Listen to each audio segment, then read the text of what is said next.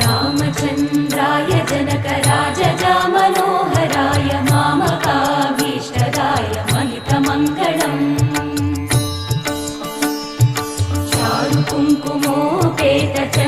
चारुकुङ्कुमोपेतचन्दनानुचर्चिताय हारकटकशोभिताय भूरिमङ्गलम्